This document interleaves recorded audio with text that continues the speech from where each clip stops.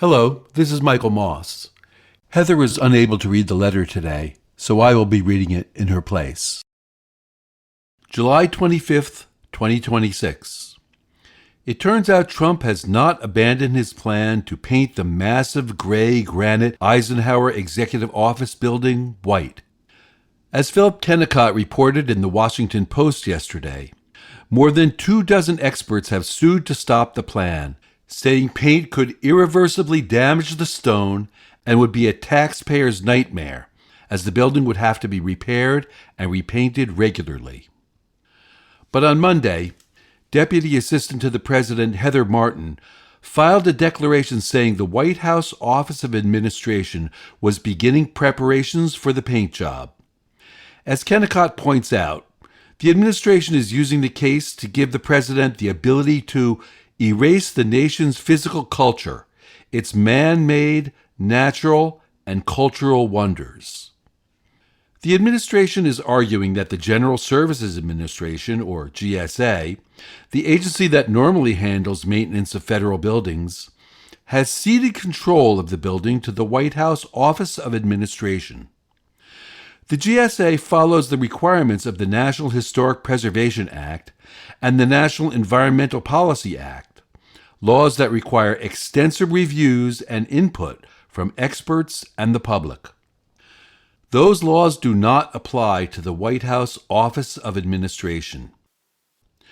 Greg Werkheiser of Cultural Heritage Partners, one of the organizations that sued to stop Trump from painting the Eisenhower Executive Office Building, told Kennicott, "The precedent is potentially devastating. Anytime the president takes a personal interest in a project, he can simply pluck it out of an agency that is subject to review and put it in his own shop. That change would not be limited to buildings," Kennicott explains. "It could be used, for example, to rush a pipeline through pristine wilderness." A White House official told Kennicott that the White House conducts necessary reviews and that taking over for the GSA allows the White House to more efficiently and economically manage the project. The Lincoln Memorial Reflecting Pool would like a word. Kennicott also calls out the administration's proposed major rule change in the National Historical Preservation Act, or NHPA. Trump installed a loyalist as vice chair of the Advisory Council on Historic Preservation. On Friday, July 17th, the chair proposed dramatic revisions to Section 106 of the NHPA. This is the section of the 60-year-old law that requires federal agencies to take into account what their actions will do to historic properties and places.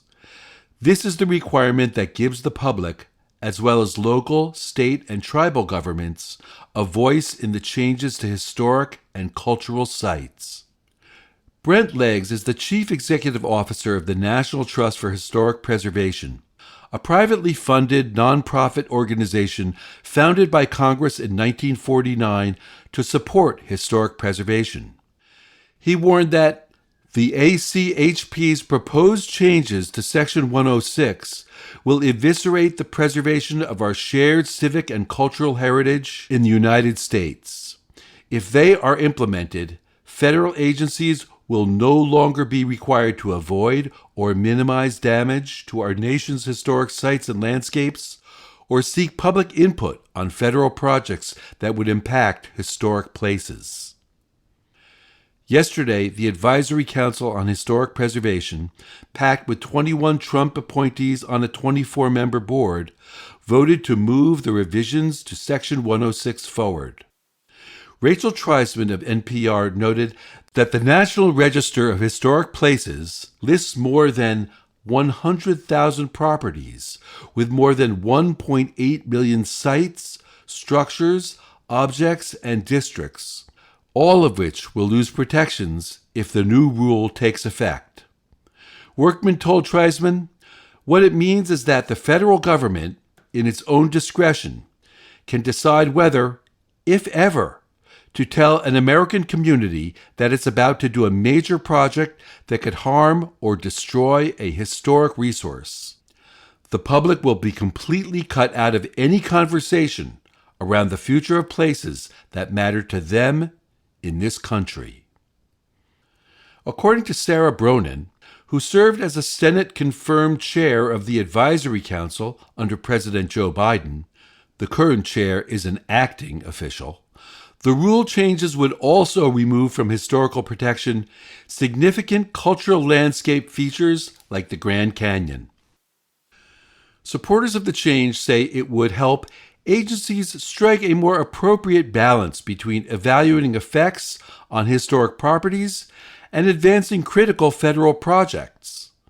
Highways, for example, which in the past have leveled entire neighborhoods as well as burial sites, would no longer require review. Revising Section 106 would smooth two projects important to the administration. The administration wants to open a 10-mile buffer zone barring mineral, oil, and gas extraction around Chaco Canyon, New Mexico, to development.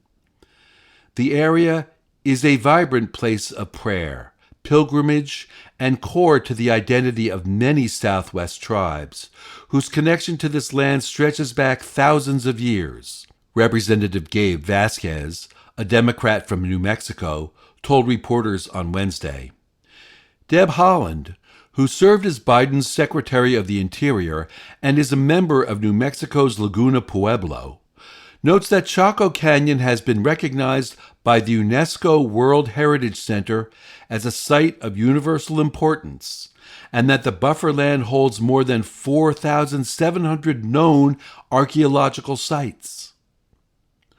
Cochito Pueblo Governor Philip Quintana called the area one of the most important indigenous cultural landscapes in North America, a place whose meaning reaches far beyond any single administration.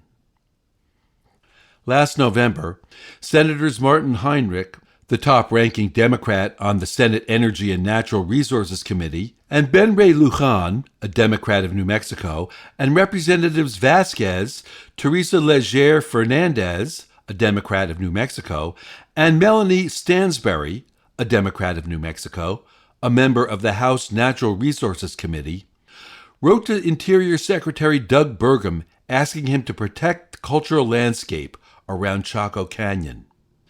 They noted that under Section 106 of the National Historic Preservation Act, NHPA, you are legally required to ensure that you consider how your actions will affect historic properties, which also requires consulting with each relevant tribal government. These steps must be taken before pursuing your proposed action. The revisions to Section 106 would remove that requirement. Bronin noted that the changes to Section 106 would also fast-track the triumphal arch Trump wants to build at Memorial Circle near Arlington National Cemetery. On June 15th, Senator Angus King, an independent from Maine, the ranking member of the Subcommittee on National Parks, Representative Jared Huffman, a Democrat of California, the top-ranking Democrat on the Committee on Natural Resources, Senator Martin Heinrich, a Democrat of New Mexico, the top-ranking member of the Committee on Energy and Natural Resources, and Senator Jeff Merkley, a Democrat of Oregon, the top-ranking Democrat on the Subcommittee on Interior, Environment, and Related Agencies, and Representatives Maxine Dexter, a Democrat of Oregon, and Yasamin Ansari, a Democrat of Arizona, responded to a Section 106 assessment with a letter to Secretary Burgum. The lawmakers noted that they were the ranking members in the House and Senate committees with jurisdiction over the construction of monuments in Washington, D.C. We oppose this project in the strongest terms, they wrote. They called out the Section 106 process as falling short of the law. Among other things, they noted that the comment process for the new project had been only 10 days, and that the proposed arch would deface one of the most deliberate and historic sightlines in America.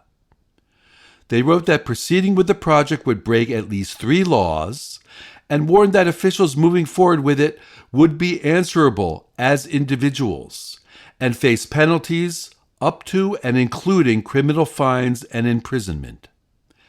Every official who directs this work and every firm that performs it, they wrote, proceeds at their own peril. This project is stone cold illegal, King told Luke Broadwater of the New York Times. It is one of the clearest cases I've seen in more than 50 years of being a lawyer. But now, at least some of those legal concerns might go away. Treisman said the revision of Section 106 would mean that the near-constant noise from the arch's construction would not be weighed as a consideration in its construction, and the arch's destruction of the historic views built into the Capitol from its inception would not be considered either. What is at stake is more than just buildings. It is the whitewashing and bulldozing of our history and culture, created over centuries by the many people who have built the United States, in service to the small vision of Trump and his enablers.